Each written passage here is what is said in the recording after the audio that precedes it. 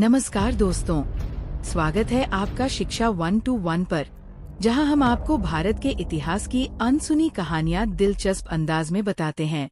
The charter act of 1793, a story of power, politics and control.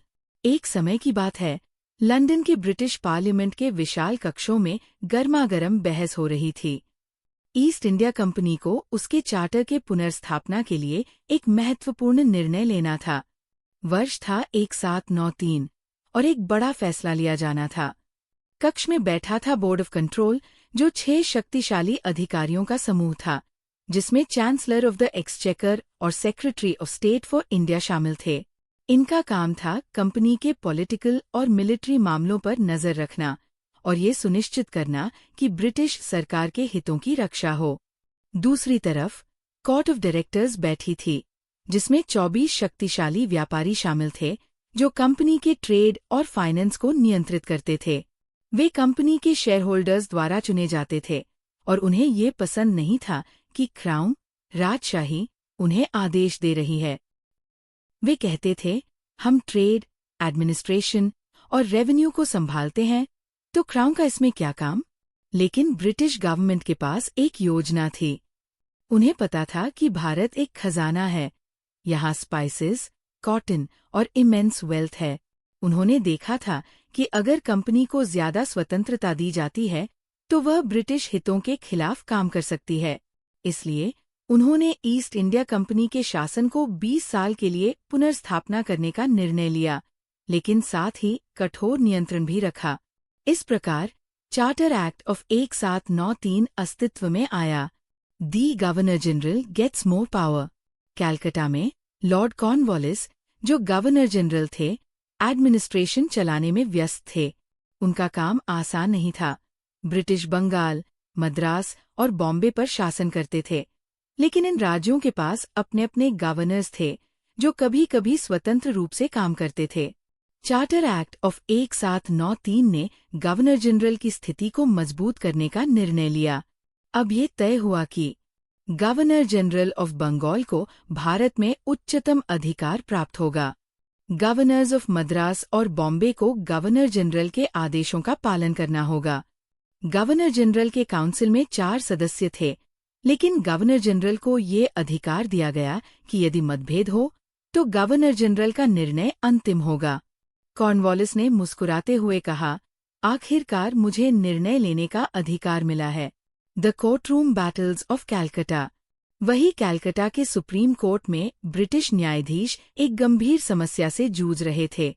India में कानून उलझे हुए थे और कई कंपनी अधिकारियों को कानूनी कार्रवाई से बचने का अवसर मिल जाता था। चार्टर एक्ट ऑफ 1793 ने लीगल रिफॉर्म्स लाए। सुप्रीम कोर्ट के अधिकारों को स्पष्ट किया गया। कंपनी अधिकारियों को करप्शन या मिसकंडक्ट के लिए ब्रिटिश कोर्ट्स में मुकदमे का सामना करना होगा। साथ ही रेवेन्यू और जुडिशियल फंक्शंस के बीच साफ अंतर किया गया।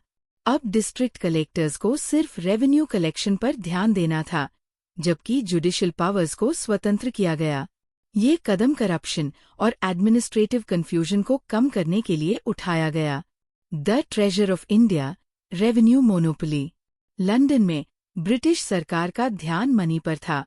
ईस्ट इंडिया कंपनी भारी लाभ कमा रही थी और क्राउन को उसका हिस्सा चाहिए था।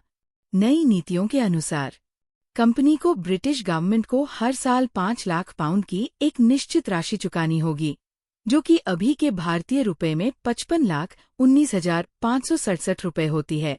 गवर्नर जनरल और अन्य अधिकारियों के वेतन को फिक्स किया गया ताकि फंड मिसयूज न हो। और ट्रेड का क्या? ब्रिटेन के शक्तिशाली मर्चेंट्स कंपनी के ट्रेड मोनोपोली को खत्म करने की उम्मीद कर रहे थे, लेकिन पार्लियामेंट ने अभी नहीं कहा। कंपनी का ट्रेड मोनोपोली फिर से रिन्यू कर दिया गया, जिससे प्राइवेट ट्रेडर्स को इंडिया में व्यापार करने की अनुमति नहीं मिली। इससे इंडियन व्यापारियों और ब्रिटिश व्यापारियों को कंपनी पर निर्भर रहना पड़ा। The British army grow stronger.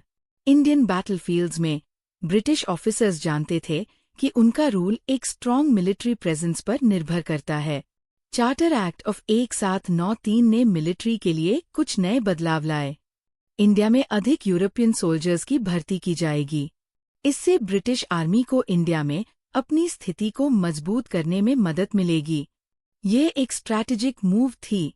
British जानते थे कि इतने बड़े भूभाग पर शासन करने के लिए एक पावरफुल आर्मी की आवश्यकता थी। The final debate, crown versus company. जब चार्टर एक्ट पास होने वाला था, तब बोर्ड ऑफ कंट्रोल और कोर्ट ऑफ डायरेक्टर्स के बीच एक अंतिम बहस छिड़ गई। कोर्ट ऑफ डायरेक्टर्स ने कहा, हम एक ट्रेडिंग कंपनी हैं, हमें इंडिया के गवर्नेंस पर पूरा कंट्रोल होना चाहिए। लेकिन बोर्ड ऑफ कंट्रोल ने जवाब दिया, इंडिया बहुत महत्वपूर्ण है, इसे प्राइवेट हैंड्स में नहीं छोड़ा जा सकता। क्राउन को पॉलिटिकल और मिलिट्री मैटर्स पर अंतिम अधिकार होना चाहिए। ब्रिटिश पार्लियामेंट ने बोर्ड ऑफ कंट्रोल के पक्ष में फैसला दिया।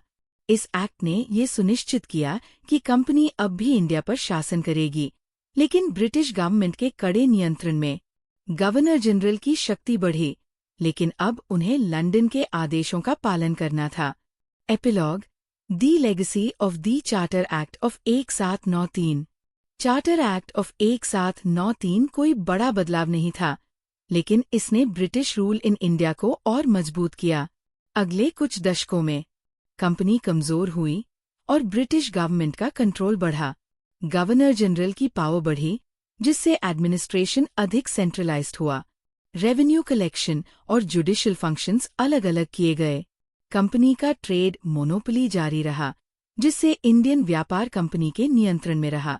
अंत में ये सिस्टम अधिक रिफॉर्म्स मतलब सुधार की ओर बढ़ा, जैसे चार्टर एक्ट ऑफ 1813, जिसने कंपनी के ट्रेड मोनोपोली को समाप्त कर दिया, और गवर्नमेंट ऑफ इंडिया एक्ट 1858, जिसने कंपनी रूल पूरी तरह समाप्त कर दिया। Moral of the story, charter act of 1793 सिर्फ एक कानून नहीं था, ये ब्रिटिश क्राउन द्वारा इंडिया पर अपने कंट्रोल को मजबूत करने की एक स्ट्रैटेजिक मूव थी। इस एक्ट में लिए गए सभी फैसले, एडमिनिस्ट्रेटिव कंट्रोल, रेवेन्यू कलेक्शन और मिलिट्री एक्सपांशन का उद्देश्य था ब्रिटिश रूल को मजबूत करना और अधिकतम लाभ प्राप्त करना। अगर आपको ये कहानी इंटरेस्टिंग लगी, तो लाइक बटन दबाना मत भूलना और शिक्षा 1-1 चैनल को सब्सक्राइब करो, ताकि आप और भी मजेदार इतिहास की कहानियां देख सको। मिलते हैं अगले वीडियो में। जय हिंद।